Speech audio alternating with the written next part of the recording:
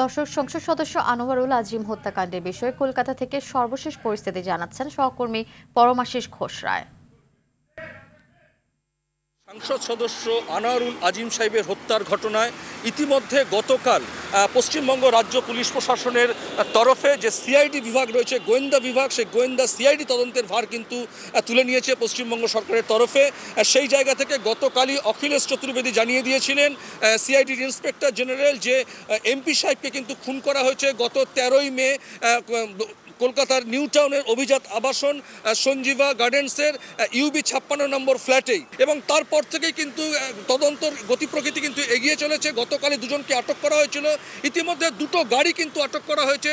সেই গাড়িতে এমপি সাহেব এবং তার সহযোগী যারা ছিলেন তারা সেই গাড়িতে করে সেই আবাসনে ঢুকেছিলেন এবং পরবর্তী পর্যায়ে আজও একটি সকালে একটি ক্যাবকে আটক করে নিউ টাউন থানায় কিন্তু জেরা শুরু হয়েছে।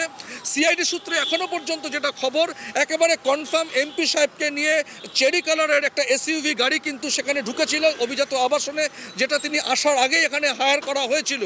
সেই গাড়িকে যেমন আটক করা হয়েছে, গতকাল ফরেন্সিক আধিকারিকরা যেটা তদন্ত করে দেখেছেন এবং আজকে যে ক্যাবটি আটক করা হয়েছে সেটিকেও কিন্তু তদন্ত করে দেখা হচ্ছে এবং তার দেহের অংশ যেহেতু এখনও খুঁজে পাওয়া যায়নি, তদন্তকারী আধিকারিকদের কাছে কিন্তু সর্বোচ্চ অগ্রাধিকার তার দেহ কোথায় গেল সেটা খুঁজে বার করা। ইতিমধ্যে বাংলাদেশেও 3 জন গ্রেপ্তার হয়েছে, সবশেষ কিন্তু কলকাতাতেও 3 জন এক মুহূর্তে আটক হয়েছে।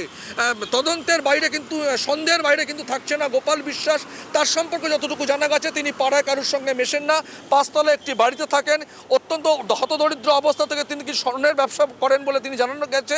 তার বাড়ির সামনে কিন্তু একটা স্বর্ণের ব্যবসা করেন, একটা বোর্ডও লাগানো রয়েছে। সবশেষে সিআইডিরা জানিয়েছে যে তাকে কিন্তু একেবারে শ্বাসরোধ করে মারা হয়েছে, মাথায় আঘাত করা হয়েছে, রান্নাঘরে গিয়ে তাকে নাকি হয়তো কুপিয়ে খুন করা হয়েছে, মৃত্যু নিশ্চিত করে সে তার দেহ অংশ টুকরো করা হয় এবং অ্যাসিড দিয়ে নাকি সেই ঘর ধুয়ে ফেলা হয়েছে। এটাই কিন্তু এখনো পর্যন্ত সিআইডি সূত্রের খবর।